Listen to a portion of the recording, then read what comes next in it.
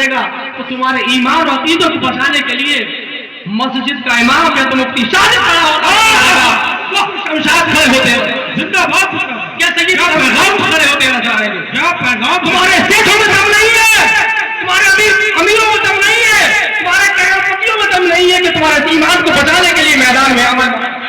زندہ باد زندہ باد. بہت اچھا. ہمارے ایمان کو بچانے کے لیے یہی 8,000 10,000 ہزار روپے پورے مہینے میں حاصل کرنے والے تمہارے ایمان بچانے کے لیے اپنے سینوں کو کھول دیں گے اور اپنے خود کی قربانی دینے کے لیے میدان عمل ہوتا ہے. لیکن تمہارے دلوں میں ان کی قدر نہیں. ابے تمہارے سینوں میں اگر قدر ہوتی علم و علماء کی، حافظ جلیل صاحب محتمم ہے اس مدرسے کے، ابھی چند روز پہلے ان کے ساتھ میری بات چیت ہوئی ہے.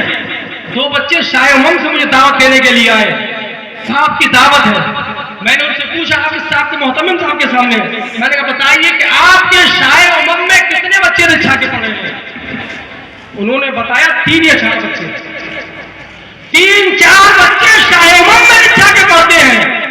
اور اس مدرسے میں جو مرکزی مدرسہ ہے جس میں بنگال کے بھی، آسام کے بھی ہیں، یو پی کے بھی ہیں، جس میں کشمیر کے بچے بھی آتے ہیں، جس میں بنگال کے بھی ہیں، اس مدرسے میں جو مرکزی مدرسہ ہے رچھا کا، اس مدرسے میں بھی رچھا کے پڑھنے والوں کی تعداد 3 یا 4. آپ مجھے جواب دو اس بات کا. آپ کے دلوں میں کتنی محبت ہے دین کی؟ کیا محبت ہے دین کی؟ کیا محبت ہے علم سے؟ آپ کو کیا لگاؤ ہے آپ کو علماء سے؟ آپ صرف یہ چاہتے ہیں کہ ہمارا بچہ مدرسہ فیض الرسول میں جائے تو صرف فاتحہ پڑھوانے کے لیے، کسی کو بلانے کے لیے جائے، اس کے علاوہ کوئی دوسرا مقصد آپ کا نہیں ہے. رچھا کے مسلمانوں، آپ کو میرا کلام کڑوا ضرور لگے گا، اور میں بولتا ہی ہمیشہ ایسا ہوں کہ سامنے والے کو لگتا ہی کڑوا ہے، اس کے حلق سے نیچے اترتا ہی نہیں ہے میری گفتگو. لیکن جس کو اتر جائے تو اس کو فائدہ بھی الحمدللہ بہت ہوگا. سبحان. آپ سوچو کیا کتنی بڑی آبادی ہے رچھا کی، لیکن تعداد دونوں مدرسوں میں ملا کے وہ مدرسہ بھی بڑوں میں آ رہا ہے، تعداد اس کے اندر باہر کے بچوں کی بہت رہتی ہے، یہاں بھی اچھی تعداد رہتی ہے. لیکن آپ سوچو کہ آپ کی بستی کے 4-6 بچے صرف علم دین حاصل کرتے ہیں، باقی اتنی مستعد ہے تمہاری. تم غور کرو اس بات پر، کسی کے درد کو سمجھو، درد کو سمجھو. آج دنیا تمہیں ہر طرح سے برباد کرنے پر آمادہ ہے. آج اس رچھا کے اندر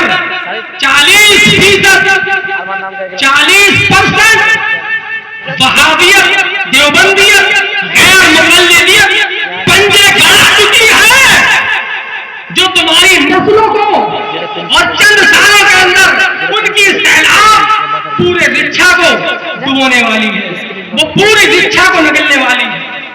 تم نے کبھی سوچا کہ 40% کی تعداد تھی؟ کیا ان کے باپ دادا ہمیشہ وہابی دیوبندی غیر مقلد تھے؟ یہ تعداد بڑی، کتنی بڑی ایک سیلاب کی طرح آئی ہے اور پورے قصبے کو نگلنے والی ہے. بچانے کے لیے کون ہے؟ کون عالم ہے تمہاری بستی کا جو تمہیں بچائے گا؟ مفتی شمشاد تمہیں کیوں بچائیں گے؟ بچائیں اور یہ بچائیں گے، اپنا منصب نبھائیں گے. مفتی شارف کیوں بچائیں گے؟ لیکن بچائیں گے، ان کا منصب ہے بچائیں گے. سید قمر حسن میاں صاحب کیوں بچائیں گے؟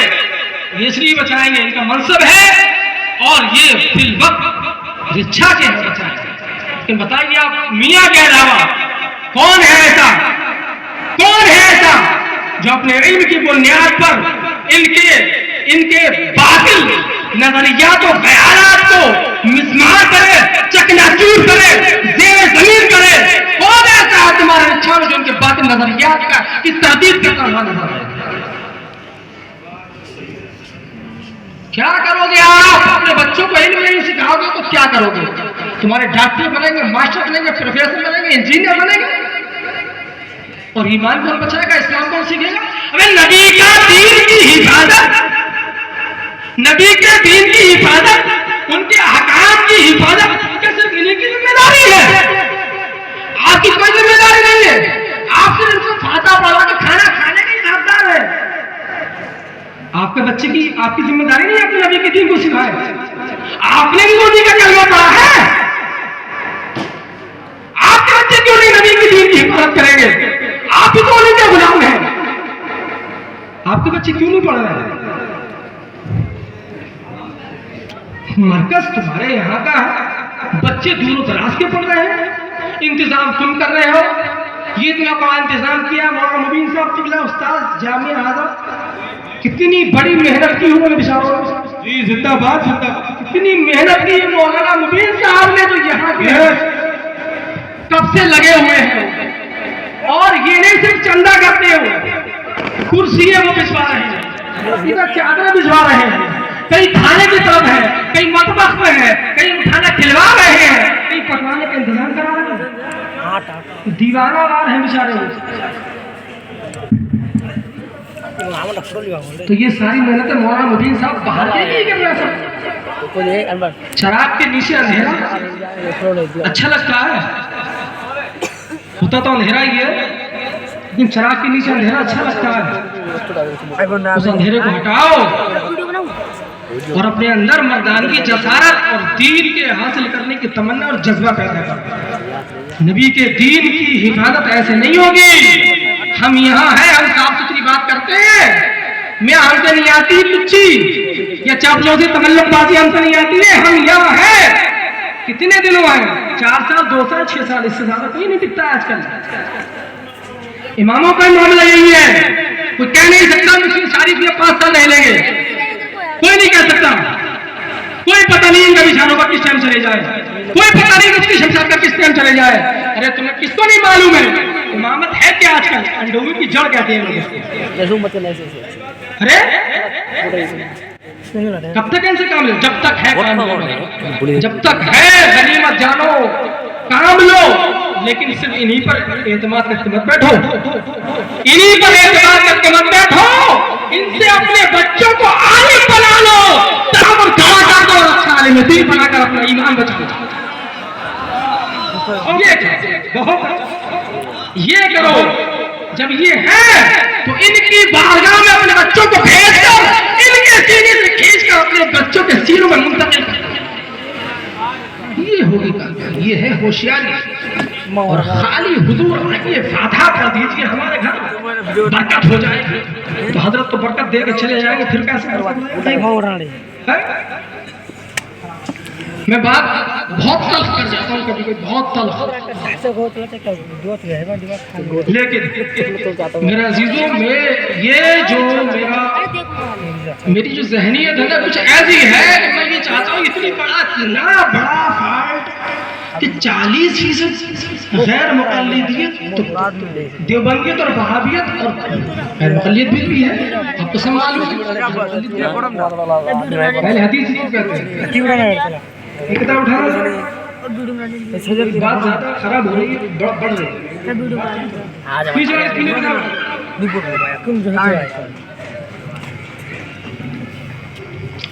آپ یہ سمجھتے ہیں کہ مفتی شمشاد ہے، مفتی شارق ہے، یا جو بھی یہاں پر آتے ہیں، یہ سب یہ پنگے کرتے ہیں، الٹی سیدھی باتیں بتاتے ہیں، دعوے کرتے ہیں کہ وہ ایسے کہتے ہیں، وہ ایسے کہتے ہیں۔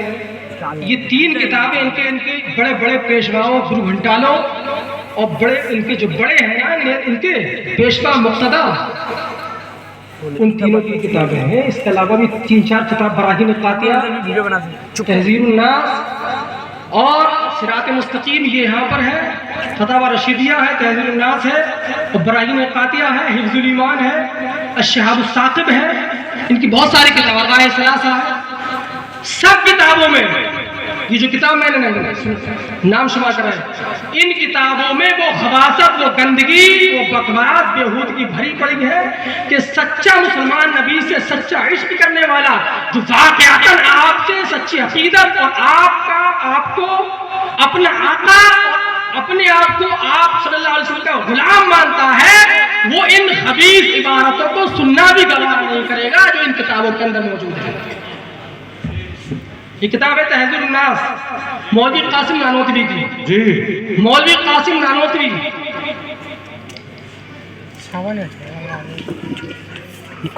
یہ مولوی قاسم نانوتوی کا پیشوا ہے، بہت بڑا گرو گھنٹال ہے، بڑا مولوی ہے، بڑا عالم جس کو یہ مانتے ہیں،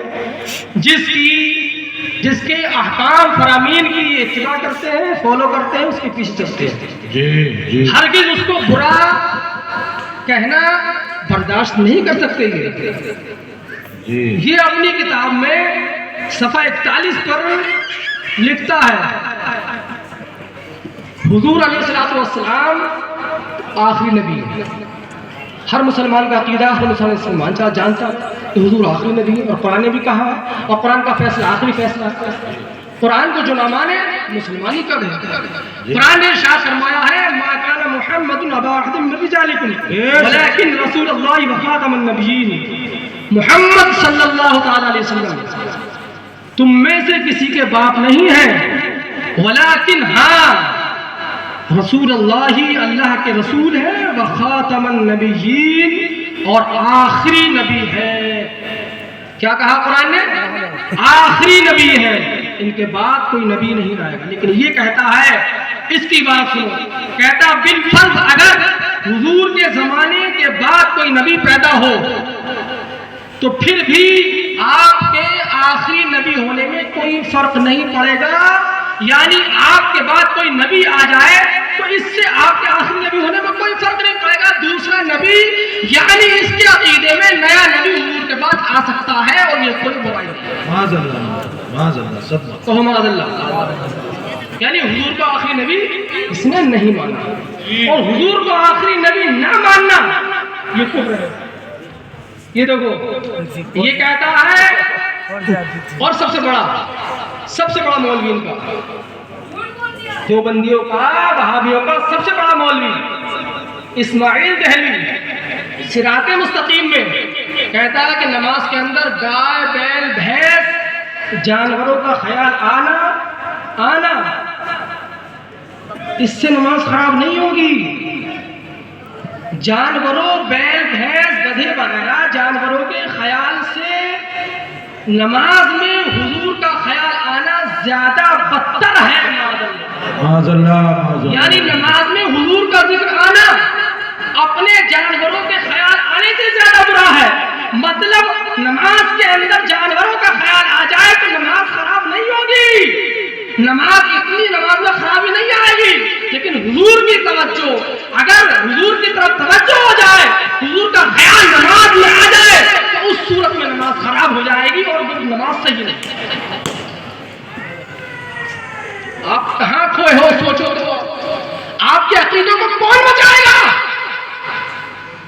آپ کے گھر، آپ کے خاندان، آپ کے محلے میں، آپ کی بستی میں اگر عالم پیدا نہیں ہوں گے تو ان گندے عقیدوں کو واضح کر کے آپ کو کون ان سے بچائے گا؟ کون ہٹائے گا؟ دیکھیے آپ حوالہ ہی دیکھیے، میں آپ کی بات ختم کر رہا ہوں. 1:48 پر ہے. لیکن آج میں آپ کو پڑھ کے سنا دیتا ہوں تاکہ آپ کو یہ نہ لگے کہ مولانا کھڑے ہو گئے، مولوی صاحب پتہ نہیں کہاں کی ہاگنے لگے. تو میں کہیں کہ نہیں ہاگ رہا ہوں، میں وہ بتا رہا ہوں جو اس حدیث نے اپنی کتاب میں لکھا ہے. یہ کہتا ہے کہ زنا، دیکھ لینا، آپ نوٹ کر لو، صراط مستقیم صفحہ 148 پر. تو میں بولوں کتاب خرید لینا جس کے پاس نہ ہو، اور چاہے تو مدرسہ فیض رسول میں آ جاؤں. لکھتا ہے کہ زنا کے وسوسے سے، زنا دوسری عورت کے ساتھ جس سے نکاح نہ ہو بدکاری کرنا، وہ جو خیال ہے، زنا کے وسوسے سے اپنی بیوی کی مجامعت کا خیال بہتر ہے. زنا کے وسوسے سے بہتر یہ ہے کہ نماز کے اندر اپنی بیوی کے ساتھ جمع کرنا ہے، ایسا خیال لیا، یہ بہتر ہے، یہ بہتر ہے. نماز کے اندر یہ کام ہو رہا ہے اس کا. نماز کے اندر یہ ترغیب دلا رہا کہ نماز پڑھو، اس کے ساتھ ساتھ اپنی بیوی کے ساتھ ہم بستری کا بھی خیر جمع ہو، یہ اچھا ہے. یہ ہے نماز ان کی، یہ نماز ہے ان کی. اور کیا کہتا ہے آگے؟ اور شیخ یعنی پیر کوئی یا اسی جیسے اور بزرگوں کی طرف، جیسے غوث اعظم، غریب نواز، اعلیٰ حضرت، کوئی بھی بزرگ، خواہ چاہے جناب رسالت مآب ہی ہو، چاہے حضور ہی ہو. کیا کہا؟ ارے بولو بھائی. چاہے حضور ہی ہو، چاہے حضور ہی ہو، اپنی ہمت کو، اپنی توجہ کو لگا دینا. چاہے حضور ہی ہو، اپنی توجہ کو لگا دینا. اپنے بیل گدھے کی صورت میں ڈوب جانے، مستغرق کا معنی ڈوب جانے سے برا ہے. معاذ اللہ. بولو معاذ اللہ تو بولو. اپنے جانوروں، گدھے، بیل وغیرہ کے خیال میں ڈوب جانے سے بدتر حضور کا خیال شریف. معاذ اللہ. معاذ اللہ. یہ کتاب ہے، اس میں کہا ہے اس خبیث نے کہ رحمت للعالمین. کسی کو بھی کہہ سکتے ہیں، کسی کو بھی کہہ سکتے ہیں، کوئی ولی ہو اس کو بھی رحمت للعالمین. اس میں بھی حوالہ موجود ہے. جی جی جی. اور تمہاری اذان بدعت، تمہارا صلاۃ السلام بدعت، تمہاری صلاۃ بدعت. بدعت کا مطلب ناجائز حرام. سمجھے؟ قبر پر آداب لگانا بدعت، میلاد شریف منانا بدعت، غوث اعظم یا کسی ولی کی بارگاہ میں جانا بدعت، عرس منانا بدعت، تیجا 10واں 20واں 40 منانا بدعت. یعنی حرام، سب ناجائز حرام، سب ناجائز. سمجھ گیا؟ اب میں بتانا یہ چاہتا ہوں اپنی بات کو ختم کرتے ہوئے کہ ان باتوں کو آپ کو کون سمجھائے گا؟ آپ اپنے بچوں کو نہیں پڑھاؤ گے تو یہ باتیں آپ کو، آپ کا بچہ جب عالم ہوگا، آپ کے خاندان کا، آپ کا بچہ، تب آپ کے ایمان کو بچائے گا. ورنہ اس رچھا میں آپ کے ایمان کو بچانے والا بھی اب کوئی پیدا ہونے والا آسانی سے نہیں ہے. جب تک آپ خود اپنے بچوں کو عالم اور مولوی نہ بناؤ گے تب تک آپ کے ایمان کی کوئی گارنٹی نہیں ہے. آپ اپنے بچوں کو جامعہ عربیہ فیض رسول بھیجیں. یہاں بچوں کی تعداد رچھا کے بہت کم ہے. یہاں آئندہ سال سے ہم نے محتمم صاحب سے مشورہ، ہمارا بھی میٹنگ بیٹھی تھی تو یہ ہوا ہے کہ ہم آئندہ سال سے اسٹاف میں بھی اضافہ کریں گے. کمپیوٹر کا بھی انشاءاللہ انتظام ہے اور مزید اور ہوگا. ماسٹر کا انتظام بھی ہوگا اور قاری کا بھی بہرحال اسٹاف میں بھی اضافہ ہوگا. تعلیم میں بھی اور تعمیری کام میں بھی جو خرابی پڑی ہے انشاءاللہ ہر چیز میں تبدیلی ہوگی اور بہت معقول اور بہت معیاری تعلیم کا انشاءاللہ آئندہ سال سے یہاں پر انتظام کیا جا رہا ہے. اور ویسے بھی آپ کی بستی کے پرائمری کے بچے پڑھتے ہیں. آپ 5ویں تک آپ دیکھتے ہیں 100-150 بچے، 200-250 بچے تقریباً آتے ہیں. کئی ٹیچر ہیں اور بہرحال آپ کو سب معلوم ہے. تو آپ ادھر بھی مولویت، ناظرہ، حفظ وغیرہ اپنے بچوں کو پڑھائیں، عالم بنائیں. یہ نہیں کہ یہاں سے پرائمری پڑھائے اور جو ہے اسکولوں کو نظر کر دیا، نہیں. آپ اپنے بچوں کو حافظ، مولوی، عالم بنائیں. یہ قصد و ارادہ کر کے جائے. جب ان بچوں کے سروں پر ابھی دستار بند رہی ہو تو آپ کے دل میں ایک تمنا پیدا ہونا چاہیے کہ مولا مجھے بھی ایک دن ایسا دکھا دے کہ میں اپنے بچے کو اسی حال میں دیکھنا چاہتا ہوں.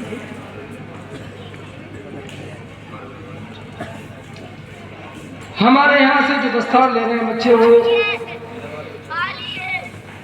پہلے ہم جو ہے اپنے بچوں کی دستار کرا رہے ہیں. حضرت سید صاحب قبلہ قاضی شہر علامہ سید فیضان میاں صاحب قبلہ کا اس کے بعد خطاب ہوگا. تو